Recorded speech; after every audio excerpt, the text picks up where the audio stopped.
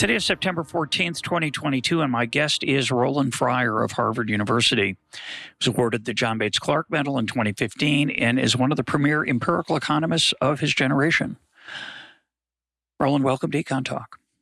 Thanks so much for having me. I'm really looking forward to this morning.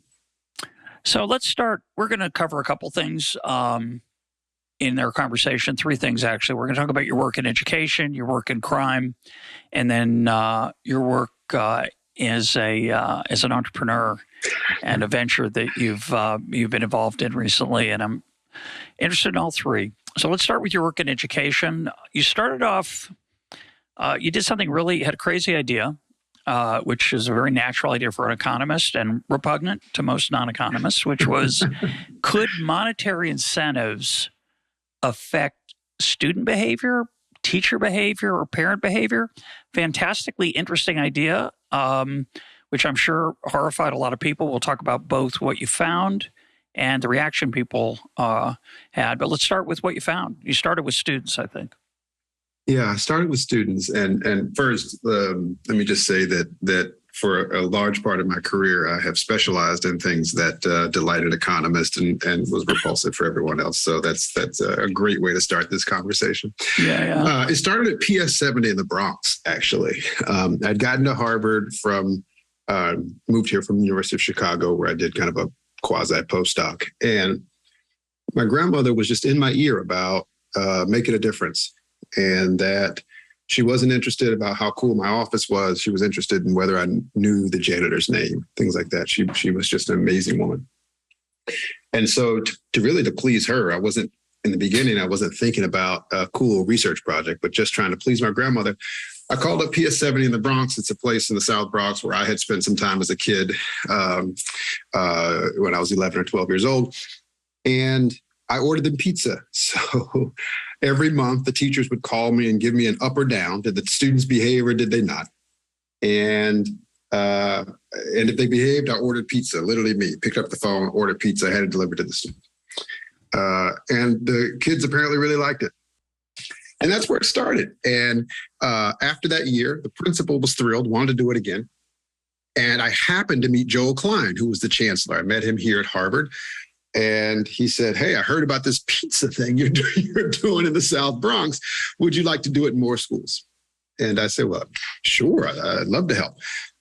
And he says, "All right, well, you come down." And he introduced me to a bunch of principals. And it turns out they were pretty into this. But I said, well, we have to do monetary incentives because I can't order pizza for 40 different schools, right? Like I'll never get tenure here at Harvard. And I don't want to take you into all the sidewinders, but needless to say, I was kicked out of the New York City public schools 3 times.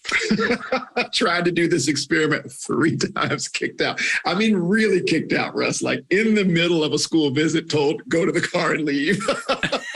Why? So we can get into that if you want to. Yeah, I'm interested. Why were you thrown out? I was thrown out because of the controversy surrounding paying kids to learn. It was unlike anything. Look, I was like 25, 26 years old, right? It didn't dawn on me that providing incentives for students to do behaviors that we thought were highly correlated with achievement and thus highly correlated with income and home ownership later was somehow repulsive. But people were picketing outside my house. Okay, it was unbelievable. And in any event, and the political winds in New York at the time, I used to get up every morning at 5 a.m. to read the newspapers because I didn't know if the program was going to go or not go, right? Imagine that risk, by the way, for an assistant professor like in a research project. You've dumped months and months of your time. Anyway, and you don't know if it's going to go forward. So long story short here, we were able to get 140 schools signed up in New York City. But I was a total nobody. I couldn't even convene an event where 140 principals would show up. So I went door by door by door for 100. That's all I did for one summer, 140 schools, and signed them up. And by the time we did that, it took years to actually get to that point. Again, being thrown out and invited back, et cetera. To my amazement, Dallas wanted to do something. They wanted to pay kids pay kids for reading books. DC wanted to do something. They wanted it was Michelle Reed when she was there. They wanted a more holistic incentive scheme that rewarded homework, but also behavior. Chicago, when Arnie Duncan was there before he was Secretary of Education, he wanted to do something based on grades. So lo and behold, after tremendous failure for multiple years, trying to get from pizza to paying financial incentives, here we were. And we had, hundreds of schools, 40,000 students or so, and we spent $15 million trying to pay kids to do the things that we thought were correlated with high achievement. Now, a couple things. One, I didn't find this repulsive because, frankly, everyone I know in middle-class families provide incentives for their kids to do the behaviors that they want, okay? I'm going to really offend your listeners here. My daughters are 9 and 6. The other day, they didn't take their plates from the table after dinner. So I took them and gave them a bill for $2 a piece. And now, after dinner, you should see it. They grab those plates and they're, I'm not giving my dad $2. But every middle-class family that I know, an upper middle-class family, does this in some way, shape, or form. And number two, I really believed that it was important for not crushing the love of learning, but fostering it, particularly in inner city schools where gangs and other things are giving them incentives to go in the opposite direction. So, and what kind of magnitude are we talking about here? Great question. It was all centered around the price of an Xbox at the time. So in fourth grade, you could make up to $250 per year in New York. And in seventh grade, you can make up to $500. So it's real money. It's not like it's real money. It's not a quarter. It's not a quarter. It's not what my grandmother used to give me for good behavior, which was the lack of a slap on the back of the head. but it was real cash. And look, I don't want to forget this. We opened up bank accounts for every single kid, and we deposited the money into the bank account. And we did our best to try to do financial literacy, but I'm not sure it really worked, because I was walking to school one day and a kid came up to me and says, "Yo, professor, would you like me to manage your money?"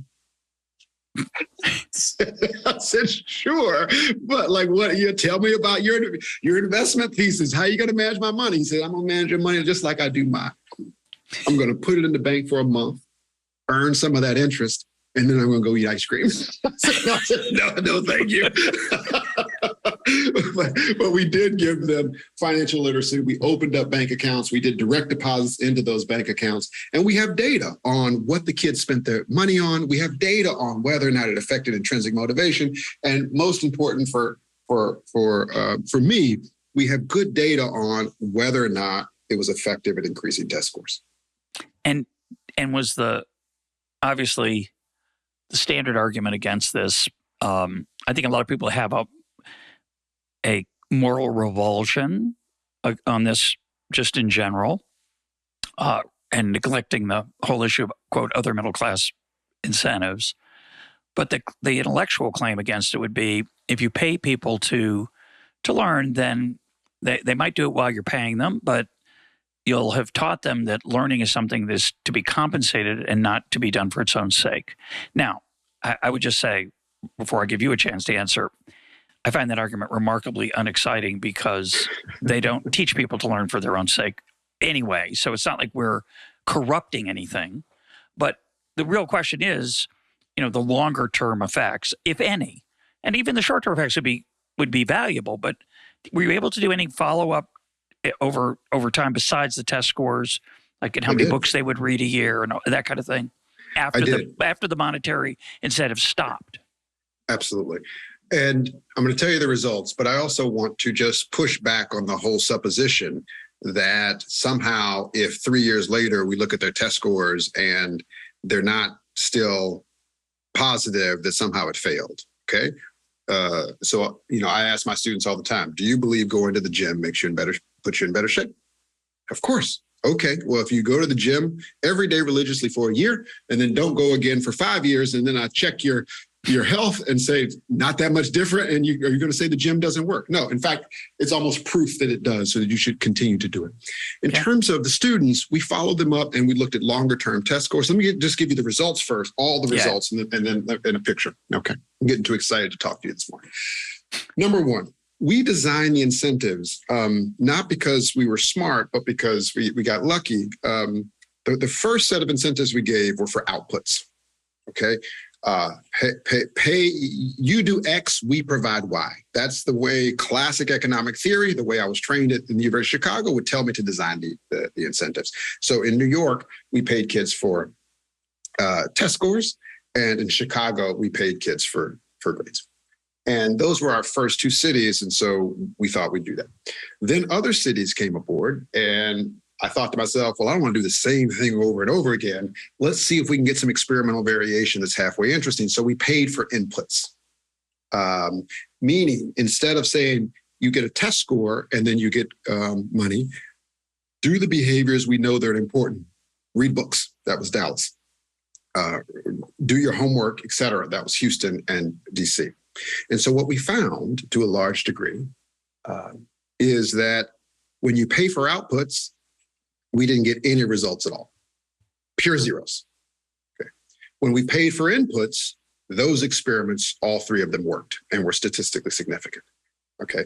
And just imagine, give us the magnitudes when you say they work. Statistical significance is nice, means it's higher, different than chance, but of course you care about how big it is. Yeah, of course. I forgot I was talking to Russ Roberts here. All right. So in Dallas, for example, we paid kids $2 a book to read, up to 20 books. The average payout was roughly $20.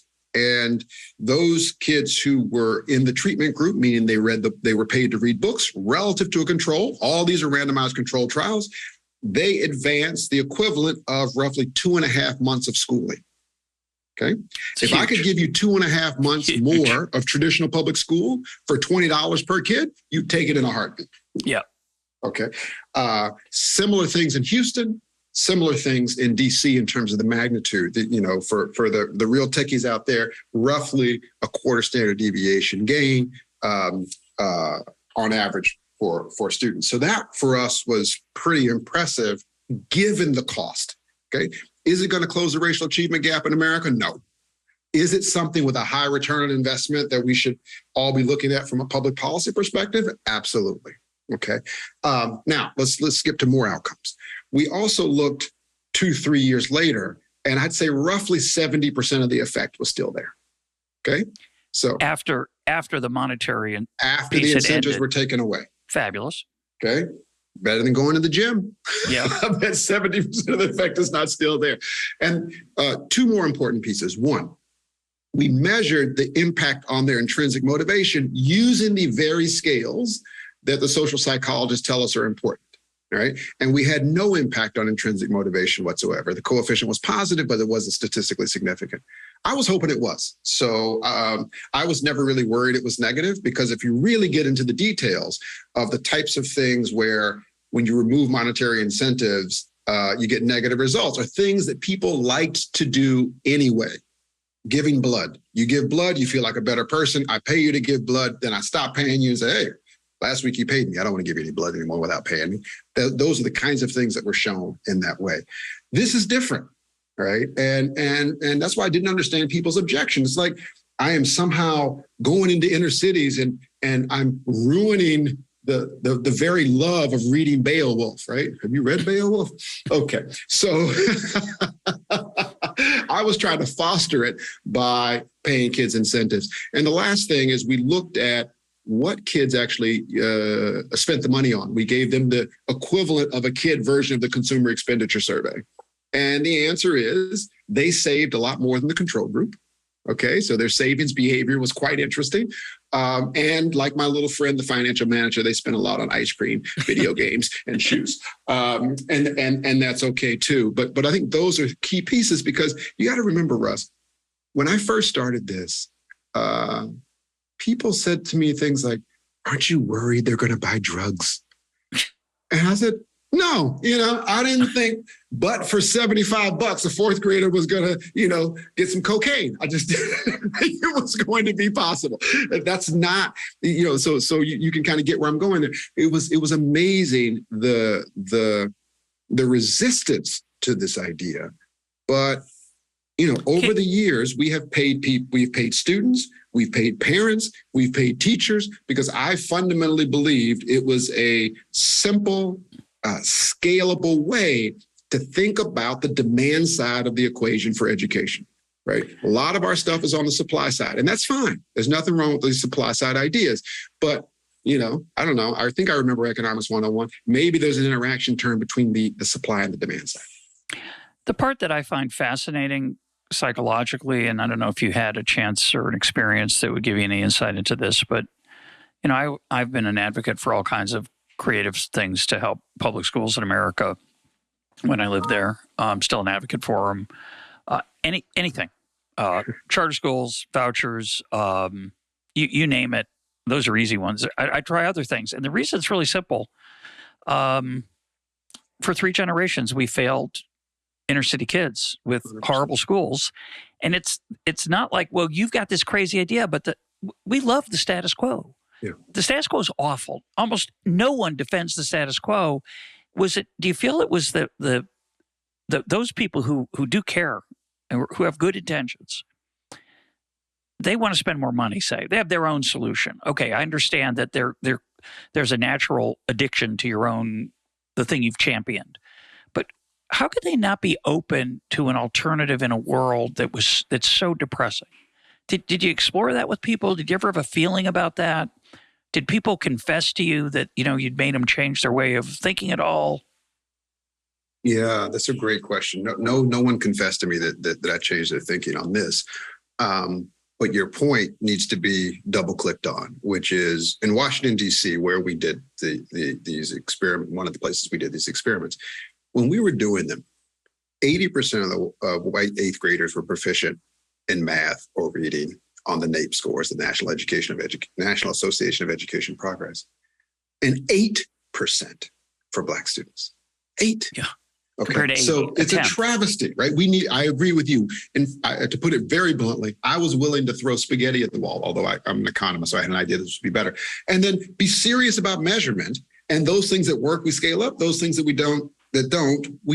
And I just had that as a view of how to get better. We don't have this. No one had the gospel. We didn't know exactly what was going to happen, but you could try things and scale those that work. Now, in terms of this, I think part of the reason there was just a vitriol reaction to this, Russ, which was there's something wrong about it at its core. These kids should just love it. Don't they understand what is great about education? And I tease my class. I have 240 students in my undergraduate class this semester. I just teased them 2 days ago and says, I'm sure all of you are here for the love of learning. You don't care anything about economic mobility, right? You're here for the grades, the credential. Yeah. Okay, no, you don't care about any of that. Look, what's hilarious about it, though, here's what kept me going. There were, I would say, literally USA Today polled thousands of people and said 50% were for and 50% were against this idea. It's fun to get up in the morning at 5 a.m. and read that. But I never met a kid that didn't like it. Okay? Okay. I met half a kid. I almost met a kid. Okay. So I'm in D.C. and because of all the flack or whatever, I love to give out checks for the first payment because I didn't want the first payment to go right in the bank accounts because those kids who didn't sign up or thought it was, this was the inner city. Kids were like, you're not giving anything away for free. And so I wanted to go in. I'd hand out checks for the first payment. Okay. So I'm in D.C. and I'm there earlier and the principal takes me around and I go into a 7th grade classroom and they're having a phenomenal lecture about Mesopotamia. And the teacher introduces me and a kid with perfectly starched, I'll never forget this kid, perfectly starched khaki pants, a blue shirt. He's an African immigrant, comes up to me and says, sir, I do not think we should be paid to come to school and to do well. I think I should pay you to come to school and do well. And I said, I am so happy you said that. And I said, I can't even explain how important that is to me. Okay. They go on about the class. 30 minutes later, I'm in the cafeteria. I'm handing out checks. Okay. I get to his name and I read the name. He pops up, but I don't want to offend. So I fold the check and I put it in my pocket. And he comes up to me and says, "What are you doing?" I said, "What are you doing?" He said, "Well, I'm up here to get my check." I said, "Well, no. 30 minutes ago, you impressed me by telling me you did not want to be paid for school. In fact, you thought you ought to pay me, so I'm here to be paid." And he looked at me in the way that only a 12-year-old can, with these sparkling eyes, this crisp blue shirt, and these crisp khaki pants, and said, "I never said that." So I thought I met one kid who didn't want the incentives. Turns out it was not quite true. So is that the bottom line for you of that experiment? Have you told me everything you want to tell me about the results? I'm sure you have many other stories like that would be entertaining. But in terms of the bottom line of the findings, is that your finding? That's the bottom line. I think the key thing on incentives is they are very powerful, but very tricky to get right. Okay, let me give you an example. In Houston, we paid kids for math homework. Okay, these kids in the treatment group did one standard deviation more math homework. Okay, and I even tested their price sensitivity. Russ, you're going to love this. We were paying them $2 per math objective. Randomly in February, I just got an idea to estimate the price elasticity. So Monday morning, an email went out to every school, a blast, every parent. This week it's $4. Okay, price elasticity was nearly 1. Boom, you got double the output. Okay, waited another 2 months, sent another email, $6 this week. Boom, again, almost 1. You got 3 times the original effort. Okay, kids respond to incentives. And I remember waiting for the district test scores thinking this is going to be the biggest effect we've ever had. Turns out we got a great effect on math and almost the exact negative effect on reading. I think I got that one. I think I can figure that one out. Right? It wasn't because they lost the love of learning. It's because they substituted between tasks. Yeah, I got it. Yeah. I thought what we were going to do when we gave incentives was increase the amount of time spent on school and crowd out hanging out with your friends. No, these kids are very smart. They said the price for crowding out friends is a lot higher than $6. Yeah. But you can crowd out English. And so I only say that to say, look, that's fabulous. Very powerful, but we have to design them well. And it's really hard a priori to understand how exactly to design them well. Yeah. What gets measured gets managed is a classic insight that's mostly true. And in this case, overwhelmingly true. I asked you that for that quote bottom line because this work was done roughly. When was this work done? What 2008 years? Through 2010. So more than a decade ago. And I remember at the time I was almost an academic economist in those days. I was paying more attention than I am now. But in preparing for this interview, I went back and of course looked at your work and looked at the what has been written about it. And unfortunately or not, most people who write about it say Fryer found no effect of paying people. Have you noticed that? Am I wrong in that's the assessment? Well, that's a whole nother interview, my friend. But it's and at best mixed results. I guess they are mixed, but it would have been nice for someone to really read the papers and say, hey, here, if you're going to do it, you do it this way. And so I tried to enter the fray and have some clarity on this. But yes, a lot of people say no results.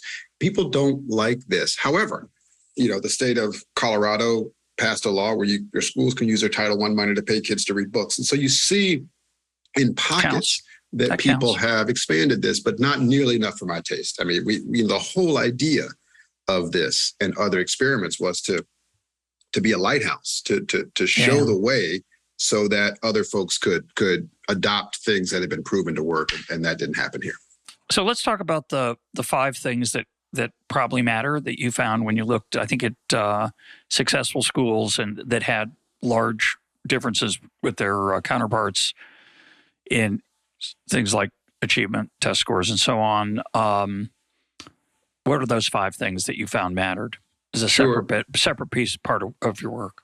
Yes, this was work that I wanted to go deeper. That one quarter standard deviation is great, but the gap is a standard deviation and a quarter, right? So you still need a lot more. And the question is, I was skeptical that incentives could get us all the way there. And so and on the other hand, there are gap closing schools out there. I did work on the Harlem Children's Zone. There are other charter schools that were amazing. Interesting thing about charter schools is that on average, they're not that much better than public schools, but there's lots of variance, which makes them interesting, right? So you can try to study what makes some of them good and what others not so good. They all have choices, and those choices have consequences. So that's what we did. We took 2 years and we went in and we really studied, tried to understand what makes some charter schools good and other charter schools not so good. I'll spare you the details, but the 5 things that we found, they explained 50% of the variance in the charter school sample were basic things like more time in school. So I call it the basic physics of education. If you're behind, you have to tell people, you have to either work harder or tell people in front of you, please slow down. And so that's more time in school is important. Either human capital strategies, how they recruit, retain, develop teachers were important. How they use data to really inform instruction was one of the key pillars.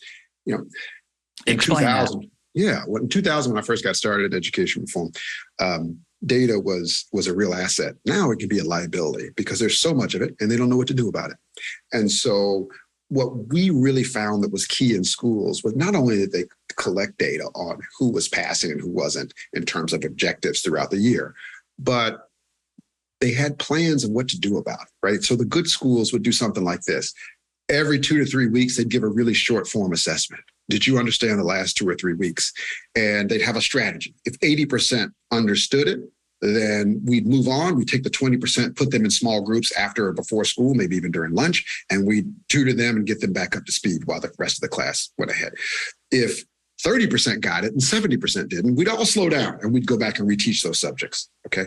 But if you only take one assessment at the end of the year, and like some of the DC school, 92% of the kids fail, then you take the summers off. Like that's not a strategy, but almost constantly assessing, not in a way that's high touch, low stakes tests where you can just understand whether or not students are getting the concepts. That was number 3, very, very important. Number 4 was putting kids in small groups. I guess it's okay to say tutoring now because it's back in vogue. And so when schools that were effective put kids in groups of 6 or less, 4 or more days per year. Now, this is a big important concept because it has to be high dosage tutoring. Tutoring for 4 hours a year is going to get you what you expect, not a lot. Okay, it has to be high dosage. Tutoring is in vogue, but people don't want the high dosage part of it. You have to really spend the time to catch up.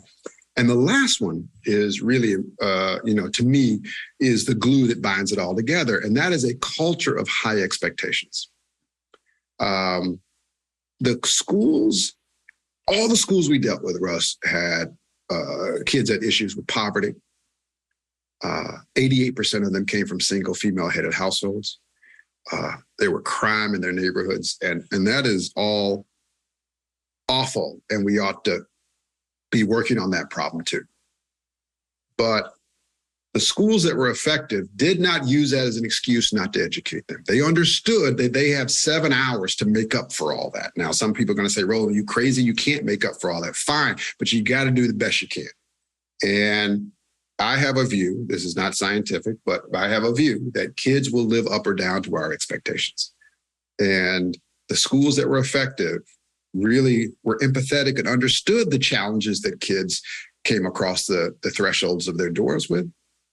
But nevertheless, they knew that potential was distributed equally and opportunity was not, and they were going to drive those kids to be the best they could be.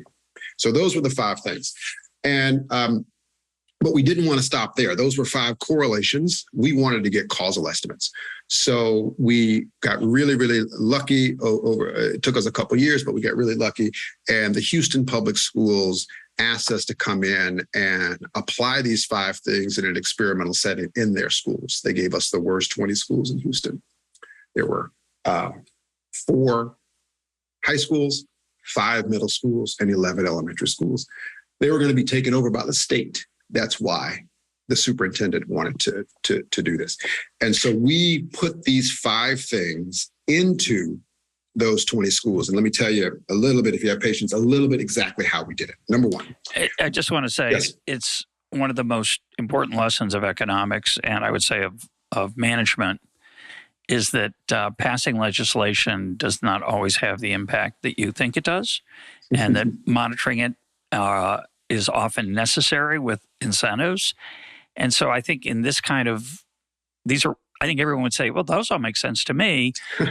Implementing them is not a simple thing, because announcing it is not sufficient. I remember a friend of mine putting a curriculum into a school only to discover a few months later that none of the teachers were using it. And asking, didn't we have that workshop where we told you to use this new curriculum? They said, oh, yeah, but the new one doesn't work, so we're doing the old one. And didn't tell anybody, right? Right. And easily that could have just been a whole year where your evaluation of that new curriculum would have found no effect because it was never 100%. tried, actually. So go 100%. ahead. How'd you possibly implement that across an entire school with how many people? No, man. Well, let me double click on something you said, which is that these things are obvious. And that's what's so frustrating, because my grandmother was a 6th grade English teacher. She integrated schools in 1969 in Florida. She has an amazing story of can you imagine parking your car and being spit on the way to class, but then those same parents teaching their kids subject-verb agreement 30 minutes later. So, and I when my grandmother was alive, I lived to impress her. I never quite got there, but I lived to impress her. And I remember she called me one day and says, what are you doing up there at Harvard? I told her about the 5 things. And her response was something like, they pay you for that? It was so incredibly obvious, right? Yeah. Of course we should be doing this. And I said, well, Grandma, they're not doing it. Why aren't they doing it? Why is this revolutionary? And so here's what we did to implement these things. Number one, we lengthened the school year 2 weeks, and we lengthened the school day an hour. Okay. That was roughly 20% more school and equivalent to what the high achieving charters were doing. Now, even that wasn't without controversy, because I got a call from someone in the travel and tourism department. I was like, what are you doing? kids can't go back to school 2 weeks earlier. I said, look, man, poor kids deserve a chance. He said, poor kids? They're not going to come here to our resort. It's fine. That's literally a conversation. So that's what we did on the time. Number two, on the human capital pieces, 19 of the 20 principals were removed and 50% of the teachers. Okay. Whoa. Yes, this was a real rehab of these public schools. Wow. Third, we brought in data systems to be able to. We did 2 things on the data side. One, we implemented this set of short cycle assessments so that every 3 weeks we'd get data on where our kids were. And more importantly, and this is really low tech here, we created a series of drop boxes so that we could just drop in for each teacher exactly what they needed to know, right? Because the test, you get a 300-page report and you got to figure out which one is yours. No one's going to do that. Okay, so we did that. 4, we hired 400 tutors to come down to Houston and tutor in grades 4, 6, and 9. Now we wanted to tutor all grades, but this was already a $60 million experiment. We couldn't raise the money to do every grade. And as an economist, since this was the highest, cost item, the tutoring, because the tutors made $25,000 a year, I wanted a little differentiation so I could understand whether it was worth it in terms of the return on investment. So we brought these tutors. People say, Roland, no one's going to come down to Houston to tutor for $25,000 a year. In 5 weeks, we had 1,200 applications. Okay. People earnestly wanted to help. And the 5th thing that we did was on the culture of high expectations. So we took the graffiti down. We took some of these schools had chain link fences like they were prisons. And I couldn't figure out, they were trying to keep the kids in and keep them out. And we took all those down and we tried our best to change the culture. And I could give you examples, but we wanted to ensure that every kid had a real chance to succeed. I mean, sometimes you go in these schools, man, and they'll have a goal that 40% of the kids should have basic skills next year. How can that be your goal? Okay. We interviewed all the teachers, a team of people, not me, but a team of people interviewed all the teachers. And every teacher who said something like, give me some solid curriculum, I'll put in the effort, every kid can do it, let's go, all stayed. All of them stayed. But we had some teachers, I have a tendency to tell the truth here. Well, we had some teachers that said to us, look, we don't need these 5 things. We only need one thing. And I said, well, what do you need? Smarter kids. And if you have that attitude, it's hard. You can't do the work. Okay. Makes me cry, actually. It's heartbreaking. It's again, to having thought a lot about education over the years and been a parent, which is not so different than being a teacher. High expectations is fabulous. Your children may not love you every minute, and your students may not love you every minute, but they might thank you later. My grandmother used to tell me, you don't have to like me, but you're going to respect what I'm doing. Yeah. And I just want to mention, your grandmother reminds me of a poem by James Dickey called The Bee, and we'll put a link up to that poem. It's about great coaches and great teachers and great parents. So I love it. You're blessed to have a grandmother who was hard to please, but I'm sure it was harder for her than it was for you. Yeah, that's what she said. Look, we did these things and we thought every kid should succeed. And I'll give you one example of the culture of high expectations. We hired these amazing principals. Nicole Moore was one of the principals of one of our toughest middle schools, Key Middle School. And there was a kid in the hallways between classes as I was touring. So part of the thing that we did with the experiment, talked about your friend with the curriculum, is we came down every 4 weeks to score where they were in terms of implementation of the 5 tenets. Okay.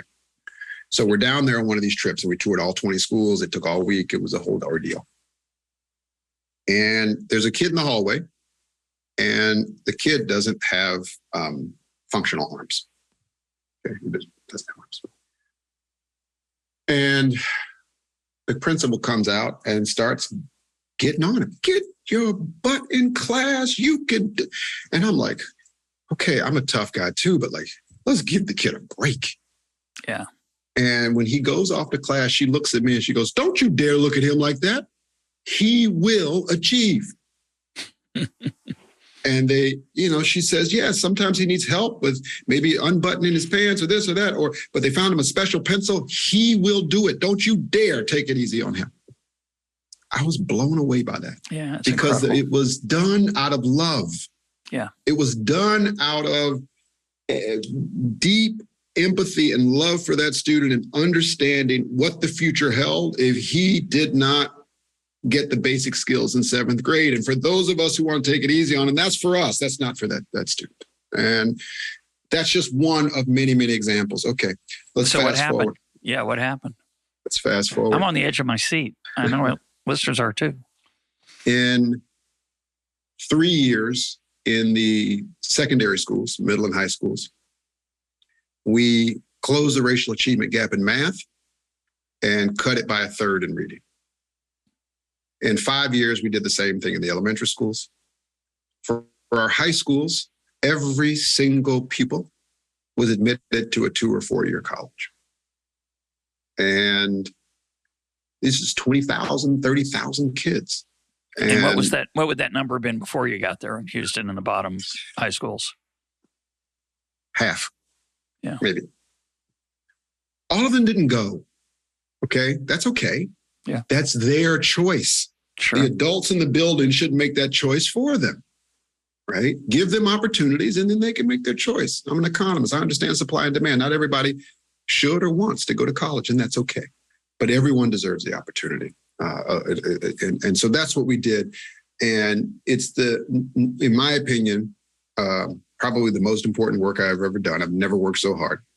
And there are real kids in there who I know, right? There's a kid who showed up in my Harvard undergraduate class and said, hey, I was in Sharpstown High School, man, thanks. And I broke down. Yeah, I would too. We can do it. And that's what gets me so frustrated is it's not that we don't know what to do. I'm not saying this experiment is perfect. We spent $1,863 more per kid, but the test scores are such that the return on investment is huge, but it can still be improved. The issue is not that we don't know what to do. The issue is we don't have the courage to do it because it's hard. And you might not win any popularity contests. And people were really angry with me because, there was a lot of teacher turnover. But the issue is, do you fundamentally believe that these kids are capable or not? Because the truth is, if you don't, then of course you should, sprinkle little crumbs here and there, give them some backpacks and move on your way, thinking of yourself as a good person. But if you fundamentally believe that they have the same potential as your kids, and that they are rotting away in these horrible schools, then you should not be able to sleep making a difference and making a change. And we can't wait. They're not going to get fourth grade back. This is it right now. And so I'm super fired up about this. And that's why I did the experiment. And one of the reasons I spent nearly 2 decades focused on education, because there is a way to reform traditional public schools if the adults will do what it takes to actually help the kids. Did you or have others tried to provide a template of how to implement those 5 things? I'm thinking about kind of a crazy thing, kind of a slightly repugnant analogy, but one of the reasons McDonald's is so successful, which I know you've had some day-to-day experience with in your youth, is that they didn't find a few thousand chefs or cooks who could cook as well as the first one. They found a system that would let an okay chef, an okay cook, an okay manager do pretty well. It's not a great product, but it's a pretty good product. It's reliable. It's consistent. Have you thought about, have others tried to do the kind of data systems, tutoring, et cetera, that work for you in that 100%, setting? 100%. It's a great question. I'm glad you asked. 100%. We used to call it the popcorn button. We said, how do we take this and make it the popcorn button? We specifically used the McDonald's analogy. And we did 2 things. One, we tried to boil this down and put together a package so that others could take it and use it. But more importantly, we also did a revenue neutral version where we said, look, now that we've done the experiment, we think we know what the high leverage points were, and maybe making principals better managers. And so providing management training and feedback and guides can make a good principal a great principal. Yeah. One that's checked out, there's nothing you can do. But there's a lot of folks who have the passion, but could use help with skill development. And so we did that. We did that experiment too, right? We ran that experiment, we didn't change the principals. We didn't change the teachers. We just went in and gave them the management handbook on that. And I'd say the results were roughly half of what we found when we did the big changes, but huge, right? Because there's no, it was free. There was no cost. Nothing's free, but it didn't have any additional resources from the school district in terms of money. And so, look, we tried all of that. And one of my big frustrations was that this was not expanded. We held conferences down there. People came down and saw the schools. They were blow you away good. Some of them were really amazing. But we expanded to Denver. We expanded to other places, but it didn't catch fire. And the reason it didn't catch fire is because it's hard work. Yeah. And it requires a level of effort and strategy that some folks just aren't willing to put in. And some of the human capital changes, whether it's changing the people or changing the people, are hard. And so, the superintendent of, a school district in the Midwest here in the U.S. called me and says, hey, man, I've been trying this stuff, but you didn't tell me people going to be upset about it. And I said, you can't close the racial achievement gap and win the popularity contest in the same year. You have to wait 3 years. you have to wait until you have real results, and then people will come along. And I think that those politics are really hard to get past. I just want to add that, I'm the president of a college here in Jerusalem, and education's really hard, obviously. My general view is that my wife's a high school teacher, was a high school teacher in America. Most teachers would like to be better than they are, but they're not sure how to get there from here. If you never played a sport, take an obscure sport, archery, or if you've never played golf, and I said, here's a golf club, good luck. Try to get the ball in the holes by hitting as few times as possible. You probably wouldn't do very well, and you wouldn't get better over time. You wouldn't know how to practice to get better. So you have to give teachers, there is an innate part of being a great teacher, but most of it's learned. Being a great lecturer is a different thing, but being a great teacher can be taught, is my view. But there's a second piece, which is that you have to put in the time and the effort, and it is work. It's not like a magic trick where you just put a switch on a different setting or a dial at a different number. Yeah. You have to grade the homework sometimes and give them feedback every night, and that means that you're going to give up something at home maybe. It's very hard, and if you don't give people the incentive to do that, then you can only do it with attracting the kind of people who will do it out of love, and that's a scarce commodity, obviously. 100%. So, all of this, the hard part of it, people who are skeptical about economics will say things like, incentives don't really matter because you're either a good teacher or you're not. And that's not true. Totally agree. It's true. There's an innate part, but the incentives, whether it's merit pay or a bonus, or whether it's the thrill of keeping your job or whatever it is, those are what create the devotion to the task. And that is grossly underestimated in this business. They think it's just, I taught my class. No. Yeah. There's prep, and there's homework return, and there's time one-on-one after class with the student who's struggling emotionally with whatever it is. It all requires devotion. And it's much better to have it innately than to incentivize it.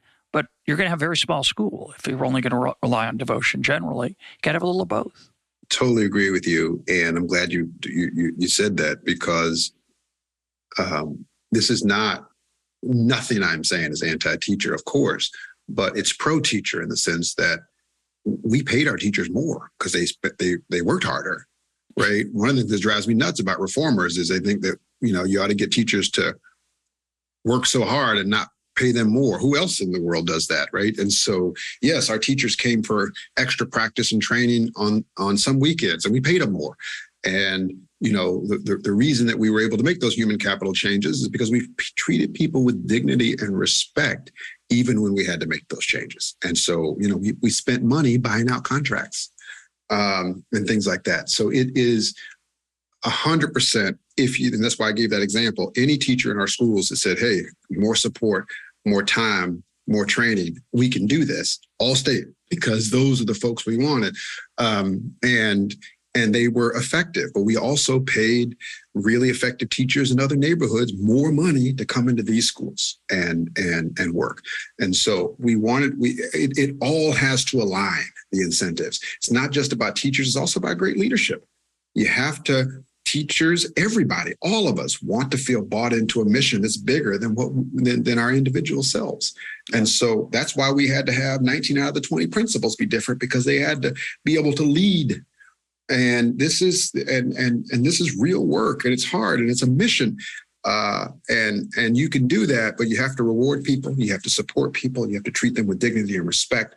And I think our principals in these schools did that beautifully.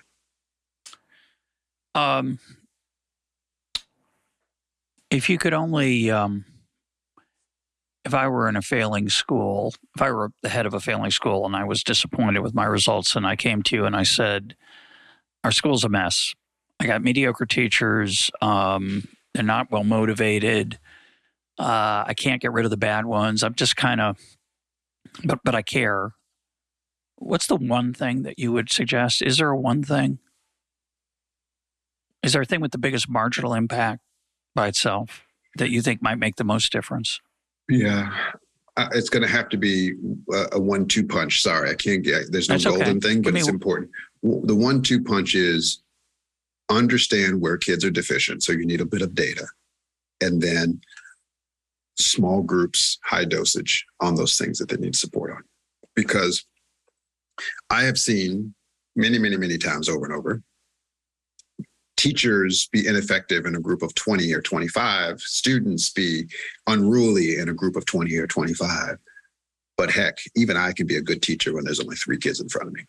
Yeah. And so finding creative ways to make that happen, whether it's the use of technology and grouping and things like that, you can do it. So that the key things are data, small groups for high dosages. I mean, the one last thing is the grades where we did all 5 things, where we had the tutoring. I mean, the effects are like 0.6 standard deviations a year. It's huge, right? Like those things are unbelievable. And so if you can do that, you'll have a huge impact. What would you say? Well, let me ask it a different way. There's a wonderful quote from Milton Friedman. I'm going to butcher it a little bit, but basically he says, if you want better political outcomes, a lot of people think we need better people to be politicians. And he said, actually, it's what you want is a system where bad people have the incentive to be good. That the incentives that politicians face are the challenge, not necessarily their innate goodness or badness. I think about this because I think about Jeffrey Canada, who I know you know, who started the Harlem Children's Zone. And I had an interview with Paul Tuff ages and ages ago on EconTalk, where he featured Canada in his book. And he learned from this experience of studying the Harlem Children's Zone that we need to take the things that Jeffrey Canada does and implement them in other places, somewhat similar to what you are suggesting. But he wanted to do that in public schools, where my worry would be that there's not much incentive to do them well. And he felt that way because there's not enough Jeffrey Canadas in the world. He's special. The goal can't be let's get more of him and put them in the principal position. Yes. Is there something to be said for the argument that, again, the McDonald's metaphor, that there are people who would be good enough principals as long as they had the incentives? For sure. That's what we did. To work with their teachers? What we did. I mean, Jeff Canada is a friend, and I've known him for more than a decade. And I think he's an American hero. But there's nothing in these 5 things that he doesn't think is totally obvious in what he does in the Harlem Children's Zone. He does more than these 5 things, but these are the core 5 things. And for his schools. And so exactly this, I was having dinner with Jeff Canada in 2008 or 2009, and I was at his house and his wife was there. And I looked at her and I said, one of my goals is to boil your husband down into pill form so I can distribute him. And she thought this was like the most, who talks like that? She was like, right? And essentially that's what we did. He was a big help in designing a lot of the questions on culture and expectations and tutoring and things like that. He was a big help for us to understand what those 5 things might be. So this is exactly what you just described, is taking those geniuses like Jeff Canada and others who are running amazing schools and figuring out what the key essential elements are so that we can distribute them widely. This doesn't take a superhuman, right? A little old nerd from Harvard can run 20 schools and have the same effects, right? And so if the little old nerd from Harvard can do it, there's tons of principals who are way better than I am at doing this work, and they can implement it as well. But of course, your disappointment, which is incredibly sad, is that this did not catch fire. Nobody said, not enough people said, oh, now that we know the things that it takes, let me learn how to implement those and transform my school.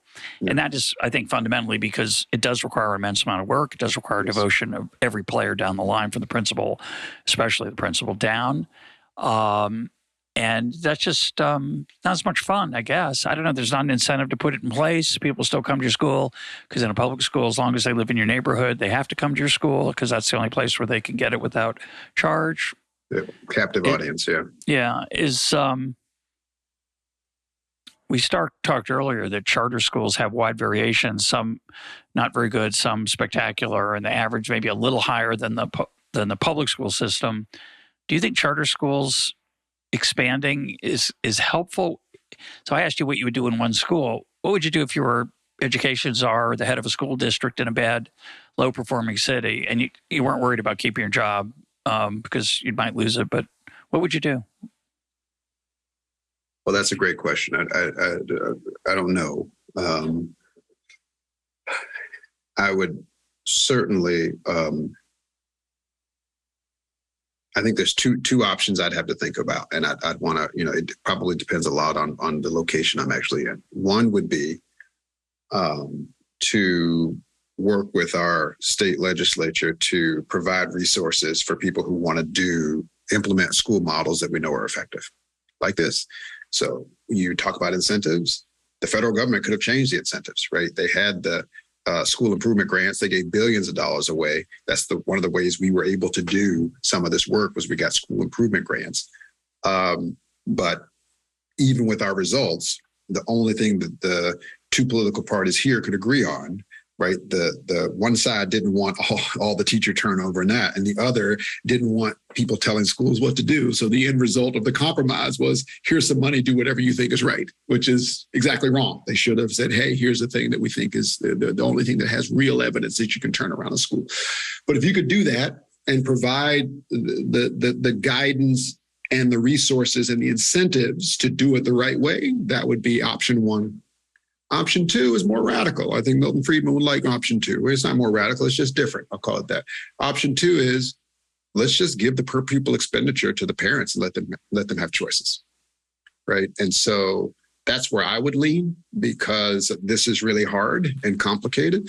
Because if we looked at inner cities and saw, there's a lot of kids there with $20,000 a year to spend on educational resources in the ways that they and their parents see fit, then institutions would develop to serve them.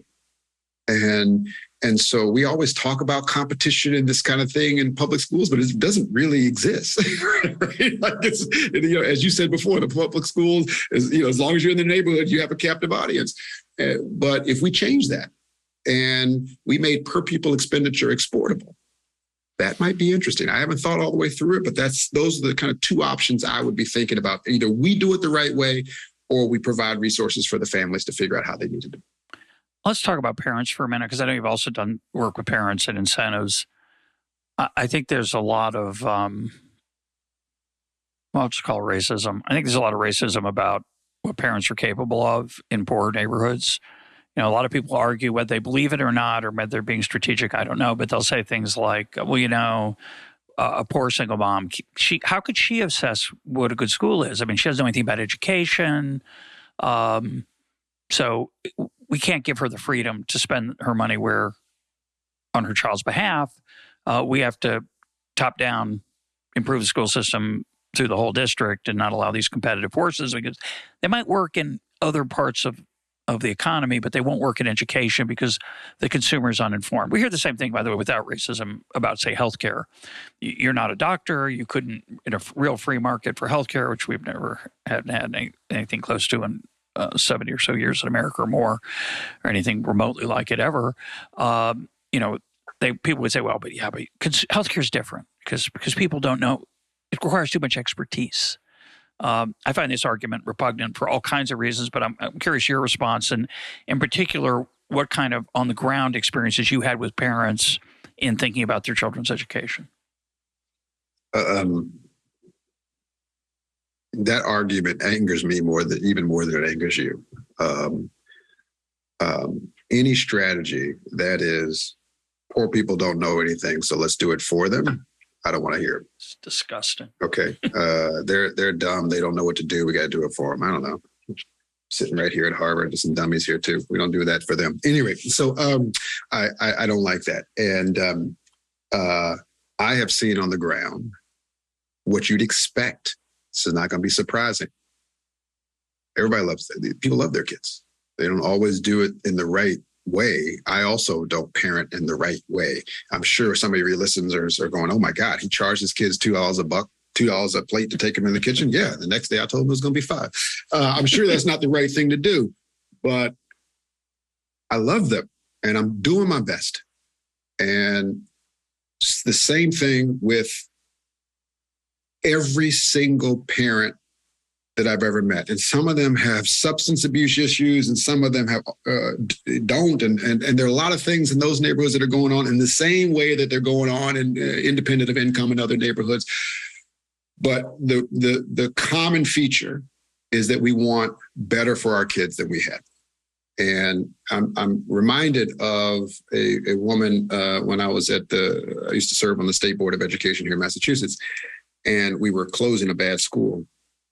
And the woman really thought her kid was going to a great school because her kid had A+.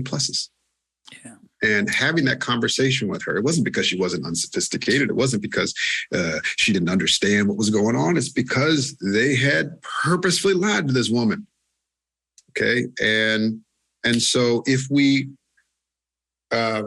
communicate with the communities and help them understand the set of choices and the consequences that come from those, just like we would do in any other community, then they're going to make the choices that are the best for their families. And sometimes you see in data that people in low-income neighborhoods make choices that rich people might not make. And so you start to say, well, maybe it's not in their culture to value test scores. No, you know what they value first? Safety.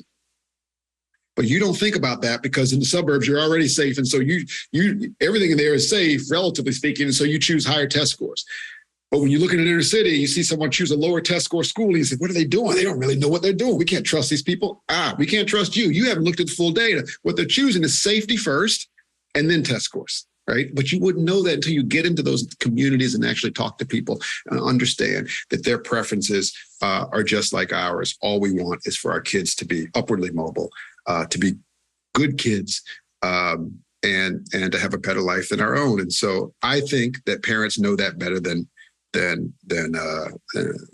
most. I think we just have to. It's more of an information problem than a preference problem. So it's on us to make sure we're communicating clearly. And is there any when you were in the trenches in these large, massive projects and trying to do dramatic things and interact, I'm sure, with angry parents, loving parents, with you, people who are grateful to you, I'm sure. But it seems to me that the high expectations, the fifth item on your list, would also apply to the parents, that you'd want to encourage the parents to aim high and assume that they will rise just like their kids will. If you look in the Educational Childhood Longitudinal Survey, something like 30% of Black families think their kids are going to get a PhD when they're in kindergarten. Wow. For Blacks, way higher than for whites. I don't know what to make of that, but I'm just saying it's not obvious to me at all that there are different preferences or views or expectations or goals. There's a different set of constraints. There's a different sets of information, right? Like, I don't think, well, a lot of people in the cities don't know what biotech is and venture capital and all the other interesting things that are out there. And as I said before, that's on us. So before we assign it to preferences, what I have found is that, you know, when I was over in Israel this summer talking to folks, or, you know, in the suburbs of Paris, or in the 10th district in Vienna talking to the Turkish immigrants, or here in inner cities in America, we're more alike than different, man. It really is. And maybe this is just because I'm getting old and I see commonalities everywhere, right? It is, parents want the same things. They may not communicate it in the right way, and not all of them do, of course. But on average, what we want is pretty simple. And the big difference is the opportunity sets that are available to us are quite different. Okay. And I think that's what we should focus on. It's about the opportunity sets, not about the preferences. So my original plan for this interview was to talk to you for about 20 minutes on education and 20 minutes on crime and about 20 minutes on equal opportunity ventures. And we're a little over an hour into this conversation. You're doing a great job. Well, I'd like to talk more about education, but you have a hard stop in a minute. And I want to tell my listeners that if you have time down the road, we'll get to those other topics the next time you come back to EconTalk. Anytime. Let's close with maybe a personal reflection. I am touched by the passion you still have for this area. I know it's not been your prime focus now for a while. You've turned to lots of other things, which are incredibly important. I hope to talk about those in another episode if you return. But I'm struck by the fact that you're so passionate, which is why I thought we'd talk 20 minutes. I thought, yeah, we'll go over his old work, but I couldn't hold you down, and I couldn't keep myself from continuing the questions. So when you lay in bed at night and you think about this chapter of your career, this incredible, there's nothing like it, I don't think. There's no other, there's a lot of economists who study education. Nobody has been as innovative as you have been. There are people who made claims and tried to test them, but nobody's been as innovative as you have been. No one has gone to the barricades and gotten the money that was needed to test these in a serious way rather than just a one-off aside in a school district. These are large-scale, massive efforts, and at worst, you change the lives of thousands of kids, one of whom at least came to Harvard, and maybe a few others. But you've had a huge impact, not the impact you wanted.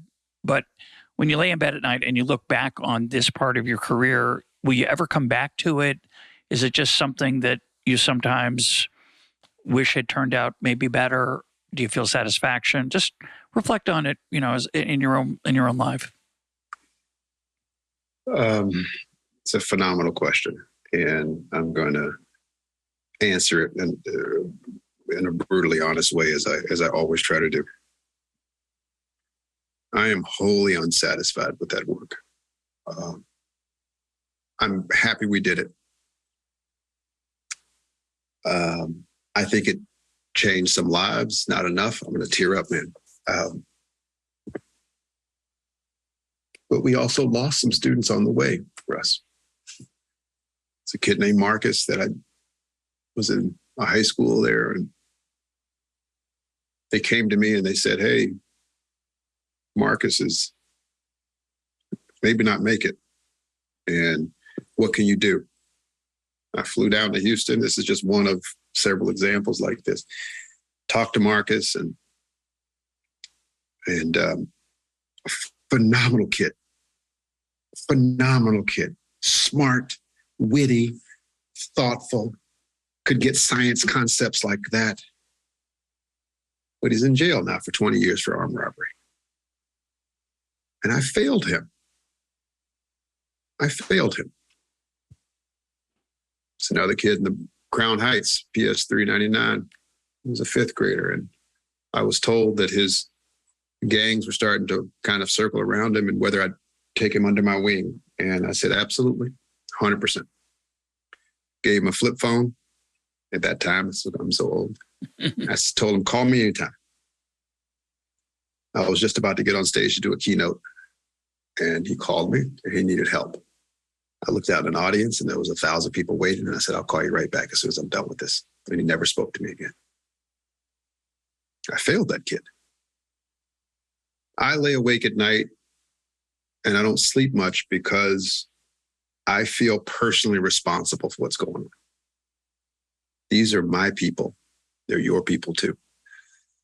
And we have to do absolutely everything we can, in my opinion, to change their lives.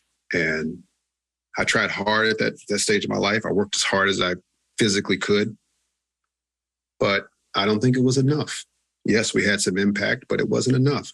Will I ever come back to this? Absolutely. I never left. It's just that I thought that and think police use of force was actually hindering people's desire to invest in education. And so education has always been number one on my mind. 100%. We'll talk about the venture stuff later. That's just a way to accelerate impact. The focus has never gone away. I plan to die on this hill. I will be fighting for these kids every single day, 100 hours a week, until I take my last breath. And I'm not trying to be overly dramatic. That's just true. It's just what I want to do. And it's because I know that there's real potential. People say, oh, every kid can learn. Come on, man. Of course, duh. right? But like the question is, do you really fundamentally feel that you are responsible for their economic mobility? Do you feel like we have a civic covenant that we should ensure that there's equal opportunity? That, as I said before, potential is distributed uniformly, but opportunity is not. Because if you fundamentally believe that there's a civic covenant that we need to get to, that opportunities should be equal, not outcomes, that's different, but opportunities, then you wouldn't rest at night either. And so I'm way far away from being done. I'm 45 years old. I've never had more energy. I am 100% in this. And my only wish, Russ, is that we had more young scholars who wanted to do it. Because we have some, and I've had many students over the years, but people think these problems are intractable. Yeah. People think that if they find the wrong thing on police or education, they're going to be called a racist. People think, and we could go on. That's selfish, though. It's not about us, right? I'll close with one story. During the second time I got kicked out in New York City, I lamented this fact to Joel Klein. And Joel Klein said, "What are you doing tonight?" And I said, "Well, nothing, because I just got kicked out of public schools again." And he said, "Let's go to a Yankee game." So we go to the Yankee game. We sit down, we order some bad Bud Lights or something. And I start lamenting, and I start just complaining. How could you guys kick me out again? Yada, yada. You say you want black role models. I've got a PhD. I'm working hard, but I'm trying to do my best, and you keep kicking me out, and da, da, da, da, da. In about the third inning, he raised a glass, and he looked me in the eyes, and he said, "If it ever becomes about us, let's quit, okay?" And that is probably the wisest thing anyone's ever told me. It's just so not about us, right? This is about the very fabric, in my opinion, of what the American dream is about. I'm a patriot. This is about providing opportunities for everyone so that based on their own merit, kids can rise. And I won't rest until that's true. My guest today has been Roland Fryer. Roland, thanks for being part of EconTalk. Thanks, bud.